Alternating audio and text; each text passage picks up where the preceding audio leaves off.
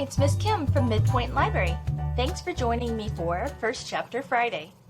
This week on First Chapter Friday, we will be reading from the book Hamstersaurus Rex by Tom O'Donnell. When a mysterious growling hamster appears at the back of his class, Sam knows just what to call him, Hamstersaurus Rex. Sam tries to protect Hammy from an overzealous hamster monitor and from the meanest bully in the history of Horace Hotwater Middle School. The bully isn't afraid of some weird little class pet, but maybe he should be. Hamstersaurus Rex is no ordinary hamster. Hamstersaurus Rex by Tom O'Donnell.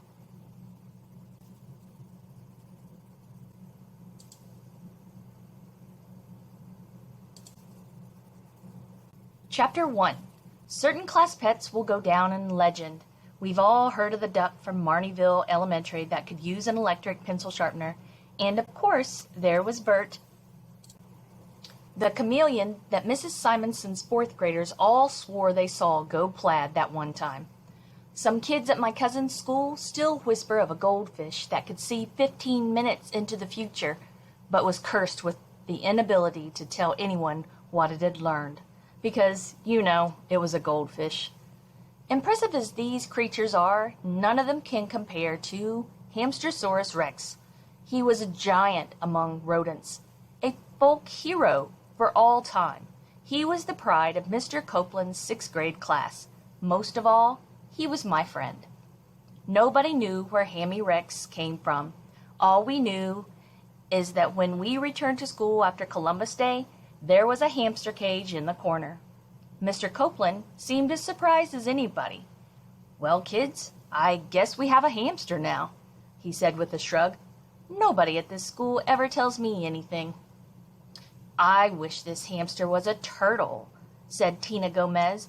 "Do you think the pet shop has an exchange policy?"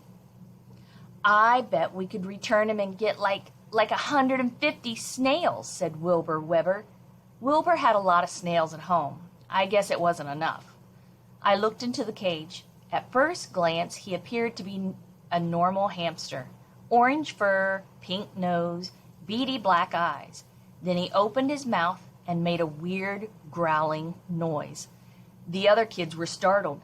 Even though he was the size of a muffin, this hamster wasn't afraid of anything. "I think the new hamster's cool," I said, drawing a quick sketch of the little guy in my notebook. "Nah, I think it's dumb," said Beefer Vanderkopf, squinting at me from across the room.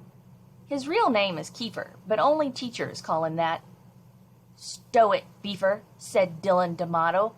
"She's my best friend. Also, pretty fearless." "Kids, enough," said Mr. Copeland, frowning. Martha Sherry raised her hand. Arnold, may I address the class, please?" she said. Everyone but Beefer rolled their eyes. "Okay, Martha," said Mr. Copeland, "but seriously, you have to call me Mr. Copeland, okay? We've been over this." She nodded and turned to face the rest of us. "Classmates, I just wanted to tell you that even though having a pet seems like it's all fun and games, in reality, it's a huge responsibility that you're probably not ready for." Why?" asked Dylan. Martha Sherry rubbed her the wrong way, like no one else. "Because, Dylan, most of you are careless and, quite frankly, immature. I took an online quiz and it said my mental age is 45, so..." "Caring for a hamster isn't rocket science," said Dylan. "You give it food and water it every day and change the wood chips once a week. I think we can handle it." "Well, my Uncle Tony happens to be a zoologist who specializes in hamsters, and he says it's much, much more complicated than that," said Martha with a smug look on her face. "I just think it would be for the best if we were to pick someone, a person known for being very, very responsible, and assign her the duty of caring for our beloved new class pet." Mr. Copeland sighed. "Yes, fine, Martha. You can be the hamster monitor." She squealed with glee, an incredibly disturbing sound. "Oh, thank you ever so much. Mr. Copeland, may I ask, will I be issued an official hamster monitor ID card and a lanyard? No, said Mr. Copeland. I'll make my own, said Martha. Knock yourself out, said Mr. Copeland. Okay, so who's ready to learn about pilgrims? Excuse me, Mr. Copeland? Martha had her hand up again. I think the new hamster should have a name. Fine. As hamster monitor, I officially decree the hamster's name is Toothbrush. This prompted a chorus of boos from the other kids. No, said Caroline Moody. Let's call him Zolthrox the Destroyer. More boos. What about Shelley? Said Wilbur Weber. Still more boos. Maybe Wilbur could only think up good names for snails. I think the hamster should be called Martha Jr., said Beaver. The boos stopped. Everyone stared at him in silence. I don't know, whatever, he said. Man, everybody shut up. Suddenly the perfect name came to me in a flash. I didn't dare speak up again for fear of provoking Beaver further. Instead, I wrote it on a scrap of paper and passed it to Dylan while Mr. Copeland wasn't looking. Dylan read the note and nodded, satisfied. Look, we're calling the little dude Hamstersaurus Rex, she said to the class. End of discussion. They all stared at her now. Coming from me, the name would have been a hard sell, but most people actually liked Dylan. Just look at his tiny little T-Rex arms, Dylan added with a shrug, like it was obvious. The class did. Everyone agreed that his arms were indeed very tiny. I don't know, Dylan, said Tina. I guess I see the arms thing, but how else is he like a dinosaur? He doesn't... The hamster growled again. That settled it.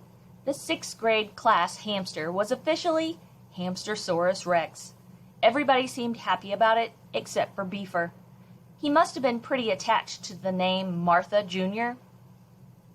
Now, class, how about those pilgrims, said Mr. Copeland.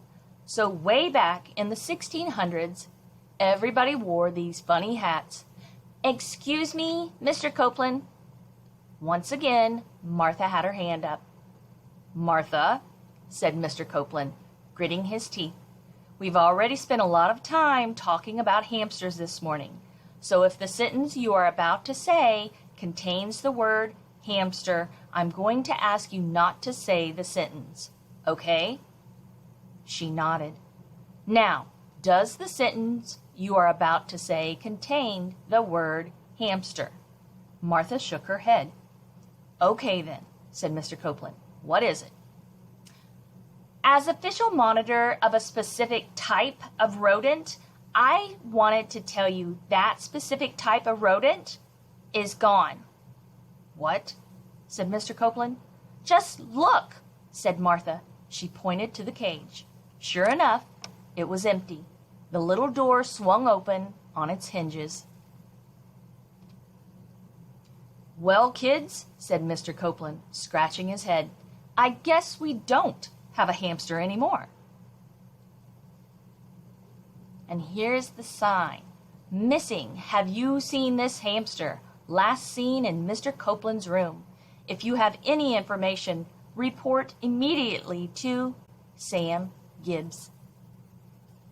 Of Hamstersaurus Rex by Tom O'Donnell. Thank you for joining me today. I hope you have a wonderful day, and until next time, keep reading. Goodbye.